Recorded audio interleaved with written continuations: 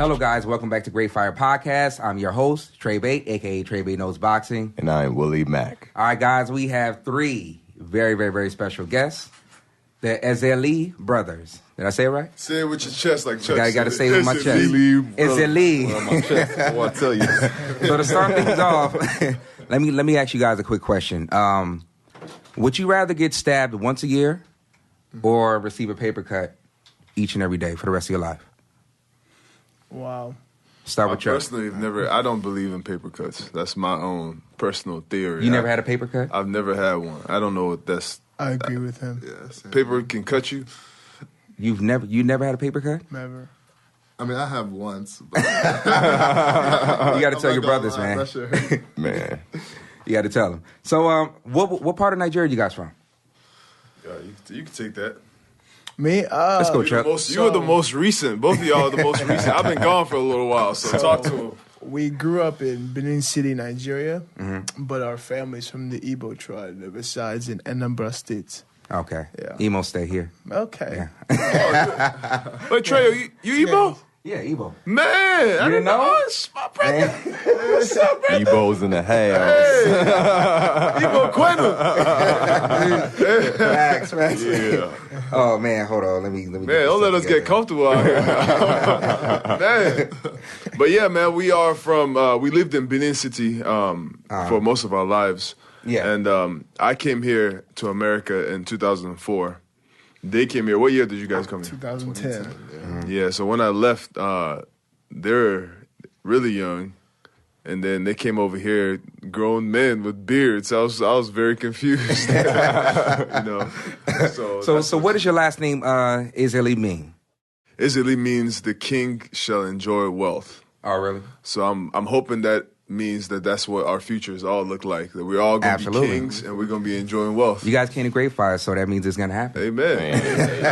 The lips to God's ears. Absolutely. So speaking of Ezeli, let's talk about your parents really quick. How tall are they? Parents, Pops is what? 6'7", around there. 6'7". Did your parents ever play sports, or your dad? Never. Dad always says, what's his saying, man? He said he is like essentially he's great at everything or good at everything and not the master of anything. How's that saying go? I forget how he says it. I think that's exactly right. It's like I'm good at everything but master of none. Yeah.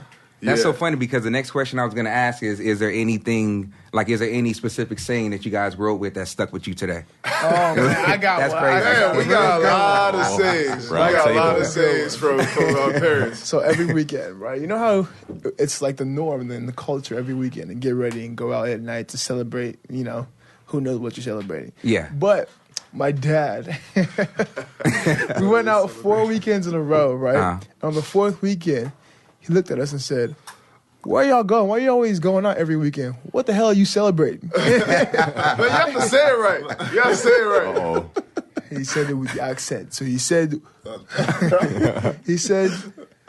"Where are you going? Where are you going? Why are you celebrating every single weekend?" So I mean, yeah.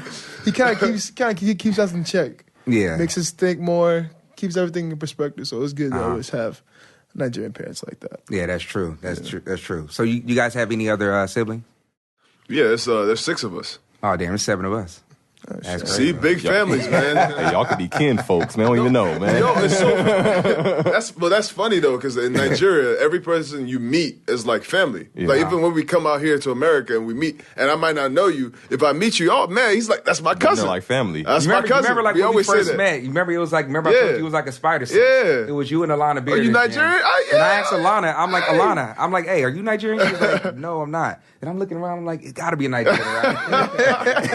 Spidey senses tingling. I walked up to him and I asked him, and he was like, yeah, I am. I'm like, okay.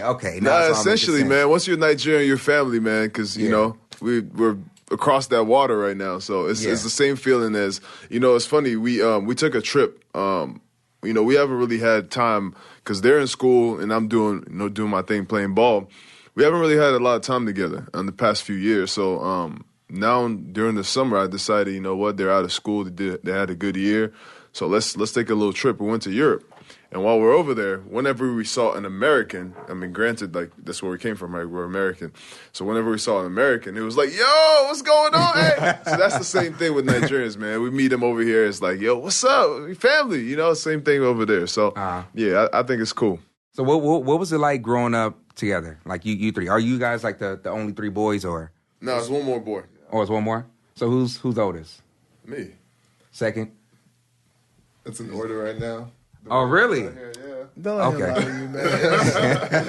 'Cause he's 1. I'm 4. He's 5. Damn, I'm number 4. Yeah. Okay. Hey, man. Yeah, I'm telling y'all better look at the family accessories. So what was it like growing up together? Because you played football and basketball, right? Yeah, I played, but I was a late bloomer, so I didn't play until I played 3 years in high school and 1 year in college. Okay. Yeah. What about you, Patrick? Play basketball. Okay. You still play, right? Yeah, I still play. Okay. We are all late bloomers. Now, I don't know if you know that's kind of our story. No, that's true. Yeah, it's a lot of us. Especially in the terms of athletics. Yeah. You know, growing up in Nigeria, there's not well, soccer, football is what everybody plays, and that's what people play back home. But growing up, that wasn't really my thing. I just did it to hang out with my homies. Like, me and my homies after school, we outside playing football. Yeah. And then, but it wasn't something I did to go anywhere. It was just playing around. Mm-hmm. Basketball came in my hands when I came to, it was in my hands when I came to America. That sentence I just made before that, y'all can scratch that out. I said basketball came in my hands. So, okay. I need to get Chuck's face. No, but really, they put a basketball in my hands when I came here. I was 15 years old when I came here, and going from 0, which is I couldn't shoot a basketball. They said I couldn't dribble and walk at the same time, or chew gum and walk at the same time, being very uncoordinated. Yeah. To working hard to access all those skills that my father had and he gave to me. I didn't know they were there. That's the same thing that we've all experienced. Yeah. Like, so you pretty much started playing basketball like in high school, pretty much? Yeah, I mean... level. All of you guys? Pretty much? Well, you just said that. You? Same? Yeah. So you guys are natural athletes for the most part. Man. If you look at it, I mean... The Nigerian blood is different, man. We just build different. If you look at it retrospectively, we are athletes. If you look at a picture of Chuck from 5 years ago... No, I saw it. No kind of athletic genes in that picture. Heavyweight champion, huh? Ooh, man. Chunky boy. Nah, Patrick not one to talk either. All right? No. None of y'all look like athletes. I was the only one that came out the womb looking like an athlete. I was a chubby kid too, man, so I'm not even going to lie to y'all. So really quick, I don't know, this just came to mind. It's a random question. Have you guys ever took a shit with your feet together? Excuse me? Wait. Have you ever took a shit with your feet together? Is that even possible? I just thought of that, like... Dude, what? My bad. All right, before I answer this question, all right, how did we go from where we were at to where we are right now? I just want to understand what happened. What happened? It was like I'm a Scorpio, so like it just came to mind. I'm like, in a room full of fellas. I mean, hey, you need 5 minutes or something? I don't think I ever even thought about it. I don't think it might be. I mean, how do you let it out? That's what I'm saying. Wouldn't it be difficult? Make it a C-section. Something must be wrong. Nah, man. When you're on the toilet, all right, since we're already here, I might as well talk about it. When you're on the toilet, you want to get comfortable. Legs wide open, pause. Get naked. Get comfortable. The worst part, though, is like when you're in like a public restroom, you can't really get naked, but honestly, sometimes I'll be like, do you pull your pants all the way down at the I mean, they gotta stop at the ankles, but my shirt gotta come out. I gotta shit naked. Man. What is Gray Fire about? Gray Fire is about boxing, fitness, sociology, and a whole lot of bullshit. Oh, okay. Exactly. Respect. Yeah. We talking about it. Okay. I'm with you, man. Let's do it. So speaking of, because I mentioned I was a Scorpio. Speaking of zodiacs, what is your sign, or when were you born? We're born on the same day, but 8 years apart. So October 21st. 21st. So you guys are Libras. And you? Pisces. Pisces. Okay, Pisces dope. St. Patrick's Day. Yeah, Oh, damn. That's up, Patrick. man? Yeah. We're in that Patrick, green, Patrick. boy. It's like it's interesting, right? Because like whenever you have a Nigerian whenever you have a kid and you name the kid something, it means something. Their names true. That's very actually true. always mean something pertaining to whatever the mom went through, whatever the family's go. Like there is always a meaning to the name. His name is Patrick. He was born St. Patrick's Day, but his name is also Kenechukwu, which means thank God. Yeah, You exactly. know, my name is Ifeanyi Chukwu, which means nothing is impossible for God. Does Because anybody for a ever while- call you Ify? Probably not since I was a kid. Oh, okay. And it's more women they call Iffy. That's what I was thinking. Iffy is That's like what I was- Ifeoma. Exactly, right? exactly. So he is Chuck Chukwubikem. Yeah. It's actually his name. It means God is my strength. Mm-hmm. You know, so everything has a meaning pertaining to, you know, my family is very, I mean, if you can't tell, they love Jesus and they love God. So that's what our, you know, our names are about. So can you tell me what my name means? My name is Chinedu. Chinedu. Yeah. Chine. That should be an easy one Ne. for you guys. Patrick, What- you know what it. is- what I is can tell it you nod full- your head right what's now. the You know, full thing what of does it mean? Like God is always doing? You got something like that. You got it. I'm sure you got it. I can see. Yeah, something. It's like Chinedum. Oh, God pulls me. God, Exactly, yeah, I was trying to figure out the ending. exactly. Yeah, so I got you. God's plan. You're right. That's dope. God's plan. So you guys were recently on vacation, right? Mm-hmm. Who was out there doing some stuff? My producers are telling me right now that Chuck was out. Man. El Yeah. Chocolate? Okay. El Chocolate was out there wilding. What happened, man? Chuck was Y'all the need one. some videos? Or? Chuck was the one at home. You got videos? Reading the Bible, man. I wasn't doing So nothing. you was in a hotel just I was reading the Bible and then the ones going wild. Whoa, damn. I'm out throwing them there. under the bus quick. What's up, man? Man. Quick. Hey, so we had a Bible retreat on this trip, and yeah, it's just pretty much, you know, just going around seeing churches around the country. mean, Yeah, we that's- went to the red light Europe. district in Amsterdam, and we made sure, you know, all the girls were prayed for, you know? Patrick. They all need it, though. Patrick, what was you doing, man? You got to talk, man. I was just What was you hanging doing? out, reading the Bible, like I said. Man. No, but real with that. stuff though. It was really good bonding time because there's nothing like being in a foreign country where they don't really speak English, Very right? true. So Germany, so like people always, every time you go up to somebody and ask them, "Do you speak English?" Their answer is always "a little," right? Mm-hmm. So being in a situation with your brothers where they don't really speak English, so like we all we got sometimes, you know what I Yeah, mean? yeah, Like we don't absolutely. really, we got to figure out how to communicate. Yeah. Which later on I found out about Google Translate, which actually kind of saved. I had full on conversations with people where I could just talk into my phone, it would translate it to their language, and they would talk in, like it's just back and forth. So that was a great app for us. But initially, being in Spain and being in Germany, like they really didn't really speak English, so. For us, it was a great experience to be in that environment and like have to rely on each other. Like, all right, how do we figure this out? That's You know? nice. Did you So guys that go was to fun. any hostels or anything out there?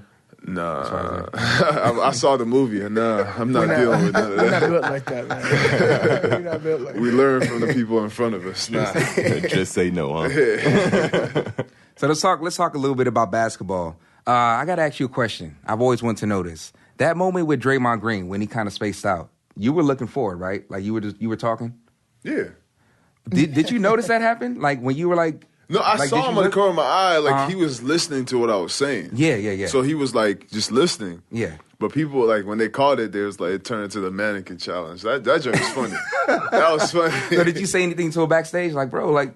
what I was didn't that? see it till later, and so I figured that, too. you know, people work fast. They had already made a meme and making fun of him. Yeah. So all I did was, you know, make fun of him with everybody else. We all just talk about it, laugh about it later. You know, that joke was funny. The funniest shit ever, bro. That is not the funny shit ever. There is a lot of stuff that's been happening lately on Instagram. That's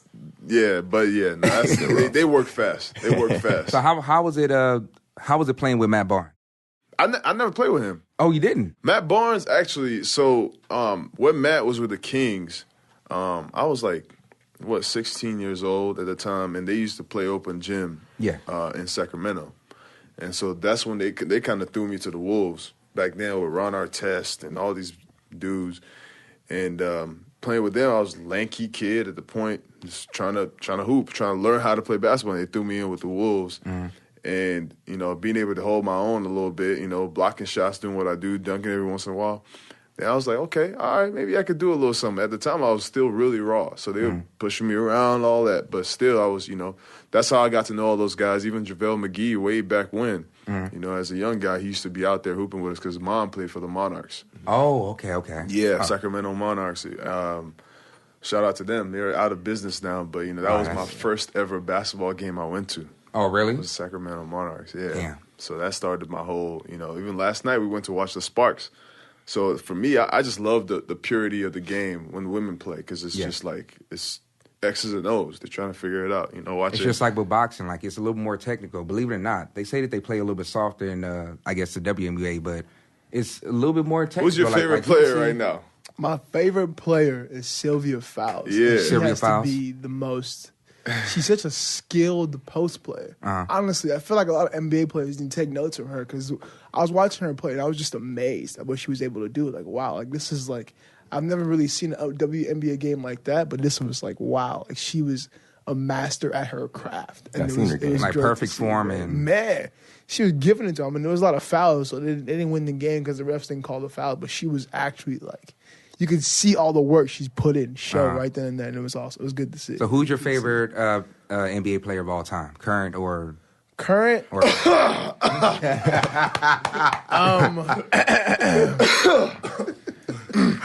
let me see.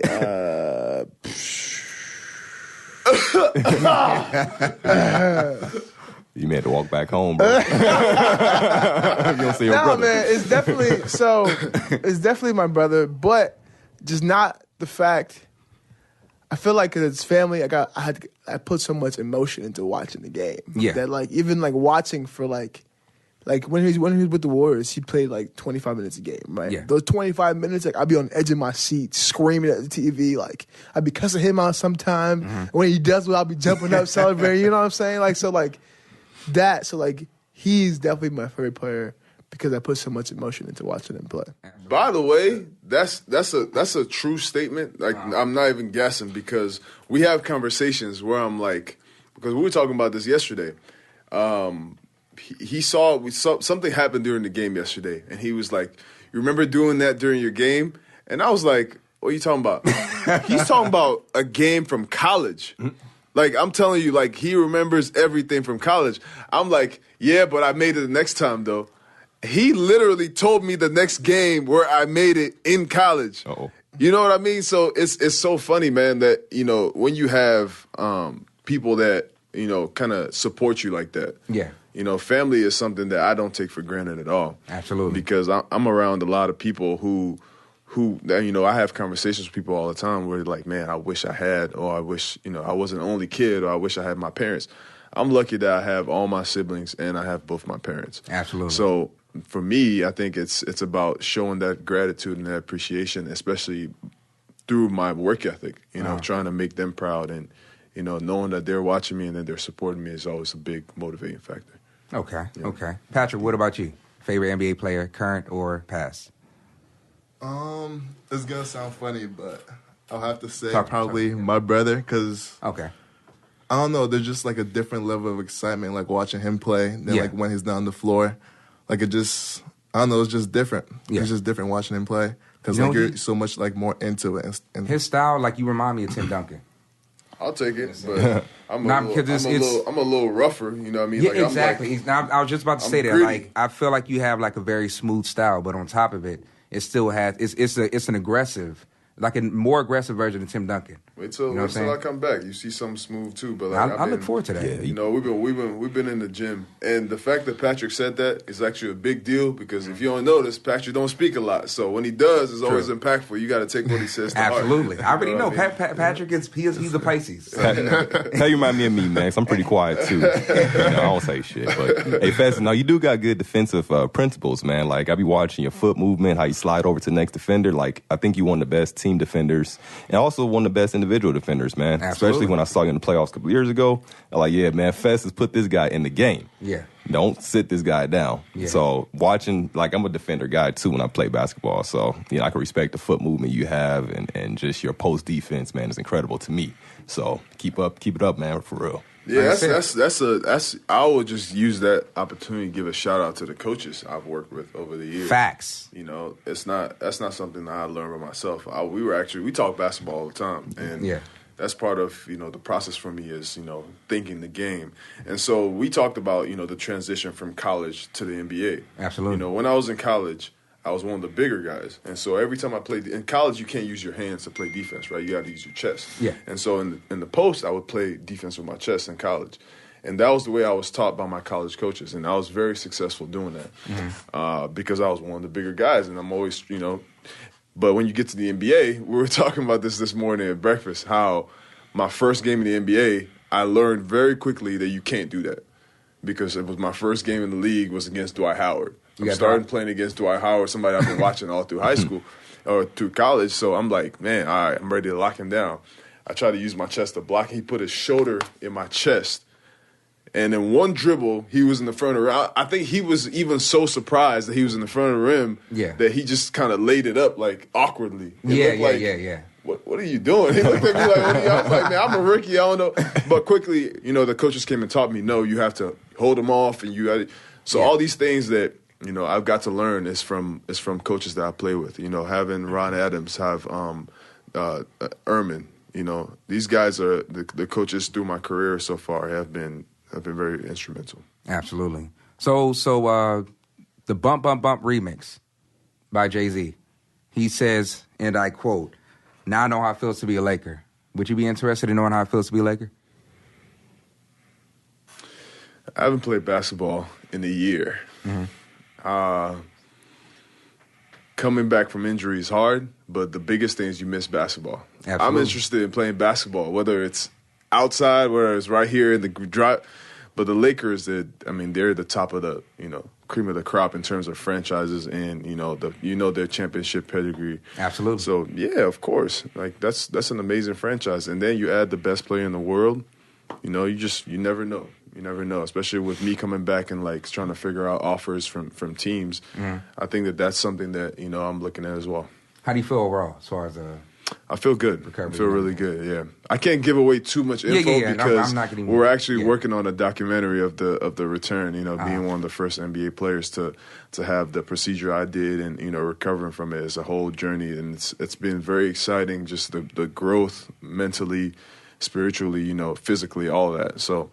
I feel good. I feel really good. So, would you say that your brothers are the secret weapon? What did I say earlier? To rebuilding the beast. Chuck, talk to him. Because I noticed, like, as far as his recovery, you're always there, always there. I'm like gonna let y'all know, put y'all on game that I'm the sole reason why he'll be making it back to the NBA. Absolutely, sole and only reason why. That's what it's about. Yeah. Patrick, like, nah, man. It's all in good fun, and we're just working hard, man. And it's good to see it's a trickle down effect, right? So he works hard, and he shows me how much discipline and how much work ethic you need to put into being great at whatever you do, and then I start doing that because I'm watching him, and I don't want to be the one in the family that's lagging, right? Because the ones in front of you set good examples for you. You have to keep up. And now I'm trying to do that for him, so he does the same for my little sister, and then just does a whole trickle-down effect. So we're all just watching after each other, man. So it's real good. It's real good to see. So does your sisters, any of the girls play basketball, football, soccer? Or not football, but my little sister. So my little sister, actually, so I had my surgery last year, right? Yeah. My little sister was the one taking care of me the whole time. And, we had a lot of great experiences together. She was with me for the whole few months that I was down on the crutches. I asked her during that time, I said, do you want to play sports? I would really love for you to play sports. Like, pick something, anything. Basketball? She said, no. I said, why? She said, well, I don't want to break my legs. So, yeah. I think she might be swimming. I think she's doing swimming. That's pretty good, too, though. Swimming, I'll dig it. Yeah. So let's play a quick little game. It's going to be all three. Matter of fact, we'll just do it with you for right now. So I'm going to say a name, and you say, I guess, the first word that comes to mind. All right? Michael Blackson. Africa.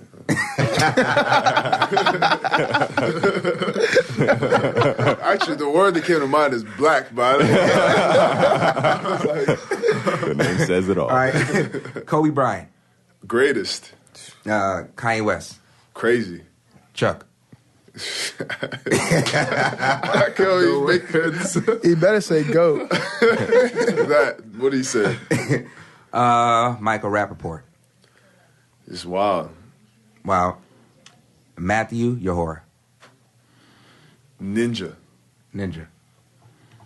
Yeah, Matthew is Matthew is our trainer, and the way he connects to the body has been great because he's teaching me a lot about my body. Absolutely. And the tough thing about having surgery is you kind of lose feel. Like, it's weird. Like, the first time I had to walk, or the first time I had to run, it was like almost training your body again. Like, what do I do with my hands? That was the craziest thing. Like, running for the first time, I didn't know what to do. I didn't know how to swing my hands. What do I put my legs? The relationship was a little bit off. Yeah. So you're a little off and slow with your body. So I think with all the training that we're doing and everything we've been getting stronger, connecting the dots, actually working on those muscles that I never worked on before. Because I've always been an athlete, so I just kind of got on the court and ran. Yeah, went for it. Yeah. Now it's like, okay, now you have to work on those muscles that protect your body, protect your knees, and just get stronger all around. So it's been great working with him. So you've been training with him recently, right? Like, for how long? Maybe about a month or so.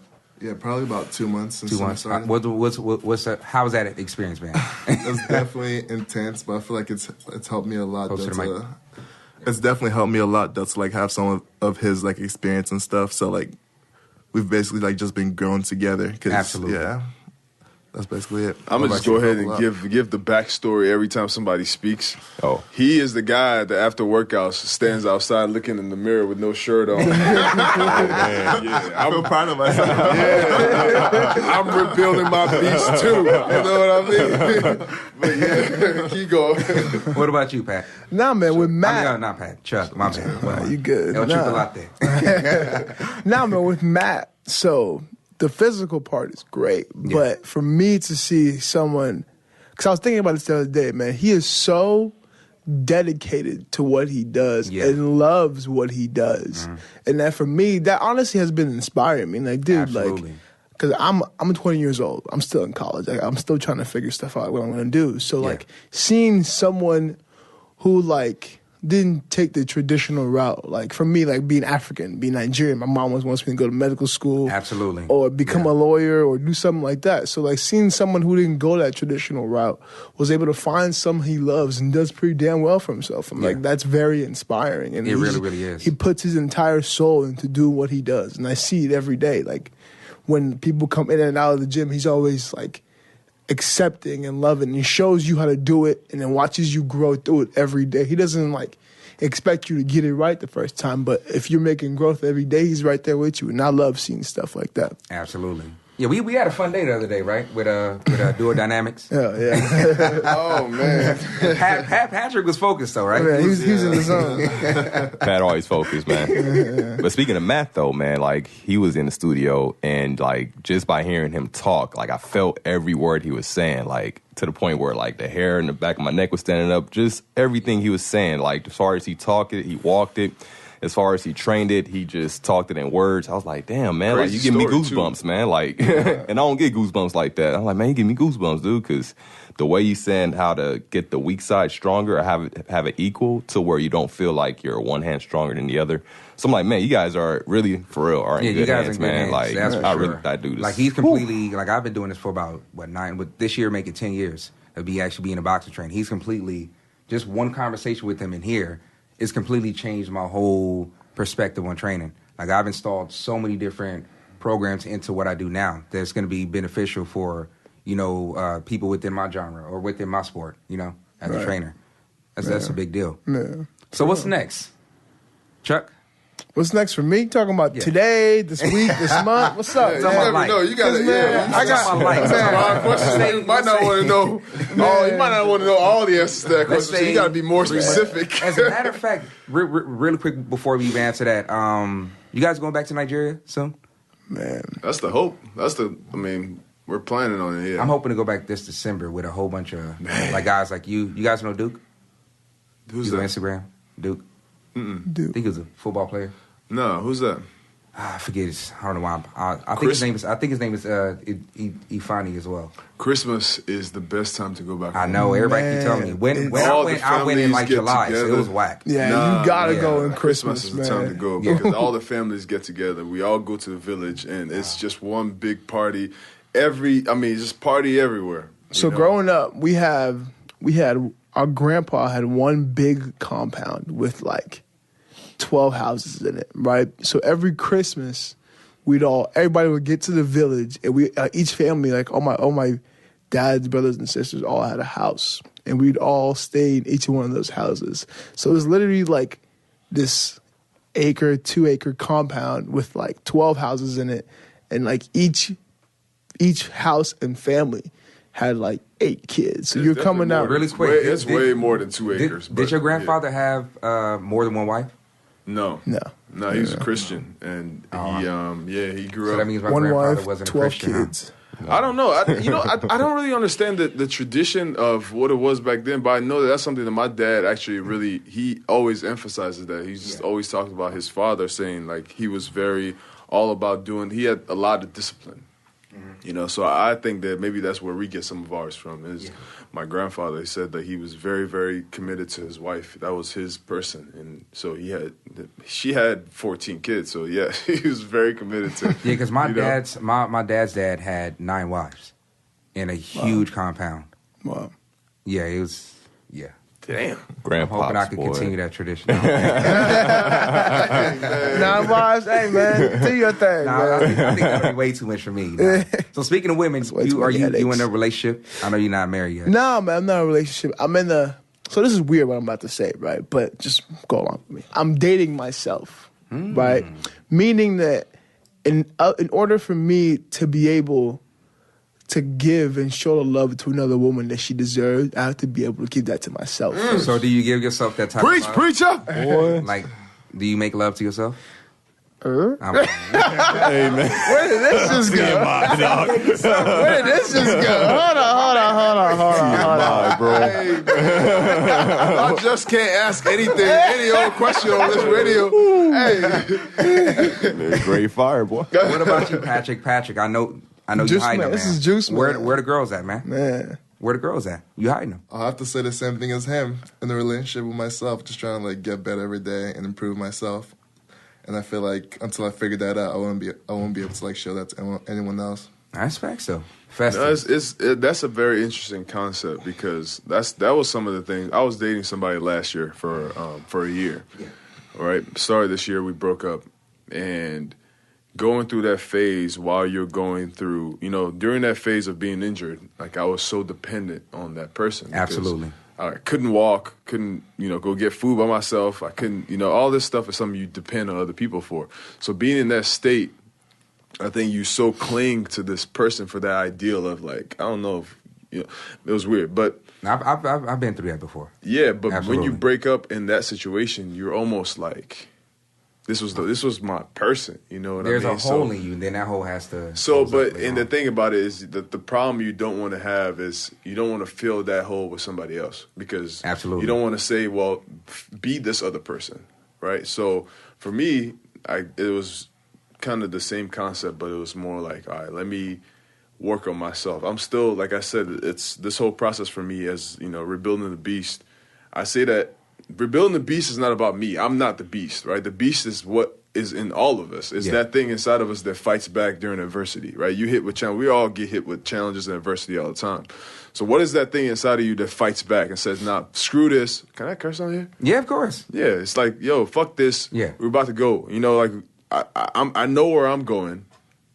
No matter whatever it is, like I saw this quote today that said, you have been assigned this mountain to show others that it can be moved. Absolutely. And I saw it like, man, like if you're God, if there's anything that you told me throughout this whole process, that's it. Yeah. So I think that when you're going through a phase like that where you feel like you're a little wounded and you want to fight back, that's something that you got to do with yourself. You can't have anybody else do it with you, do it for you, rather. So I think that's kind of where I'm at myself. How old are you? You're under 30, right? Yeah, I'm 28. That's crazy because it's unique that this generation of men are actually more focused on themselves than just focused on women. The smart ones are more focused on themselves. We know the what do you call it? The repercussions of focusing on women. It's just one of those things where it's like for the most part, a lot of people or not our generation, but our society has pretty much set us men up to not necessarily fail, but to depend on women. Like everything that we do is to end up with a woman. Is to end up with a woman. Make a lot of money so you can get this chick. Get a dope car so you can get this chick. But now, like you have men like us for the most part. That's why I'm happy that you guys even mentioned that. We talk about it a lot. If you look at some of our past episodes about literally focusing on yourself to become the best you, and then that person will just come on its own. Like it's not even it's not gonna be something that you even have to look for. I think it's just gonna come along. Yeah, absolutely. It's a process. To even get to this point, it's a process. Like you got to go through some stuff. Like you got to go through some stuff where you stop and like, yo, I'm not doing this right. Do you know how many people die not knowing themselves? That's a scary thought. Isn't that crazy? That's like 90% of people die not knowing, like never, and they never got to know themselves ever for many reasons. Could have been in a relationship, could have been doing anything in life, but a lot of people leave this earth or leave this physical earth not knowing themselves. Or trying to be something. Or trying to be something that they're not. Else. Yeah, absolutely. I listen to a lot of inspirational people, motivational people. I listen to Les Brown a lot. Yeah.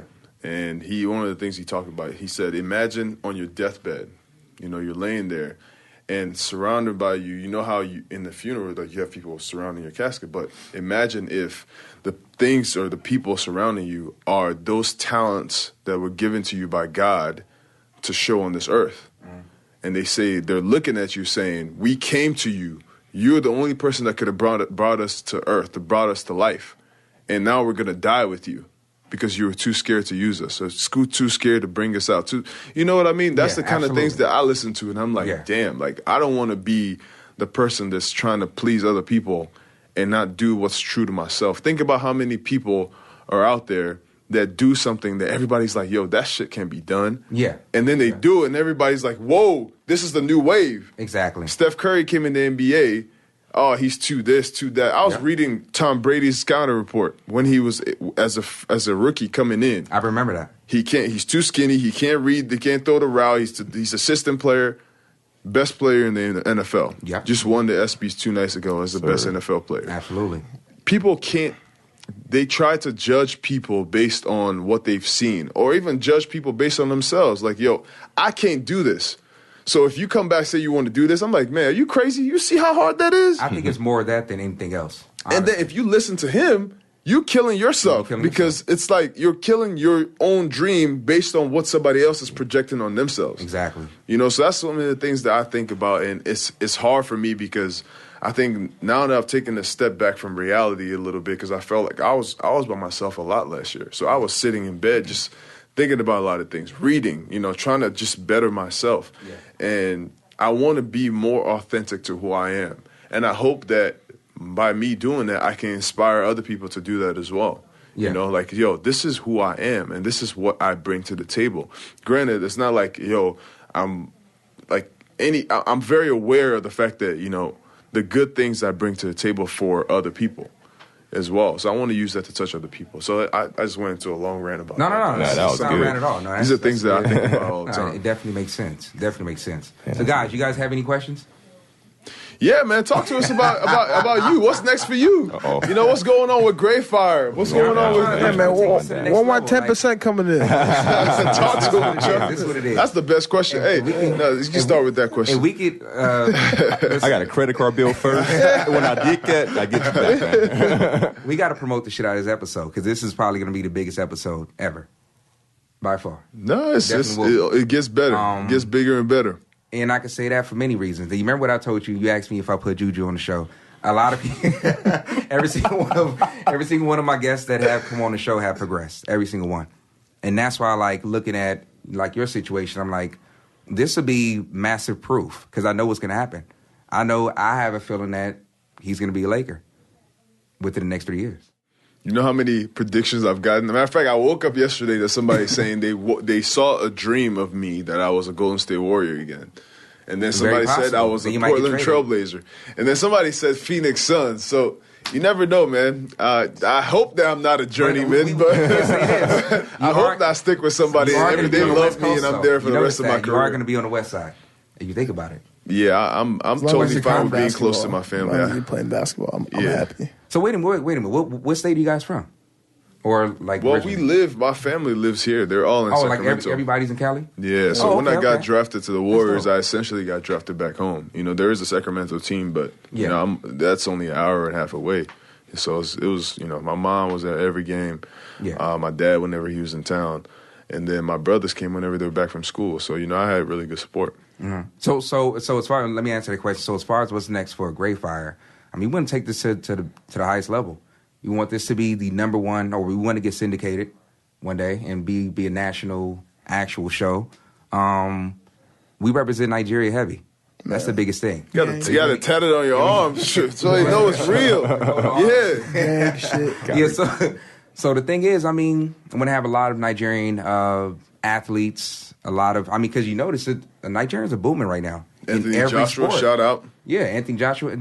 I heard majority of the French team were West African. Yeah. So you think about that. I mean, it's a lot of guys in soccer and football and MMA and boxing. Anthony Joshua. What, did you say that? Mm-hmm. Oh, yeah, my bad. And apparently, go ahead, bro. Deontay Wilder, apparently he said his grandfather's Nigerian. That's what he said. Okay. Everybody they trying to claim. Hey, that's how you know we popping. Yeah, so I mean, I think Nigeria's on the rise. So I think, you know, I want to be, you know, the number one show in Nigeria, if anything, or number one radio show, podcast. If not, one of the biggest radio shows in the world. Hey, man. That's what it's all about. Prayers to you. Yeah, we gonna get there. That's why. Hey, don't let nobody stop. You know what I mean? Don't let your mouth to God's ears, man. Hey, yeah, absolutely. It's definitely gonna take dedication and hard work. So, man, we bring that every episode. I'm not sure if you guys catch it, but every day we prepare for it. We talk damn near 6-7 days out the week just to prepare for you guys. It's like 6 days to like really make sure y'all comfortable. That's because Festus, man, I gotta say is, I got a little bit of beef with Festus. Festus, man. You remember, he was supposed to come on the show. No, he was supposed to come on the show, but he went to Rap Report in the same week. Or on that, I think it was that day or within the same week. So he was kind of like worn out. And I think you did the ESPN thing in the same week. You did it. You think you were on like two or three shows in 1 week.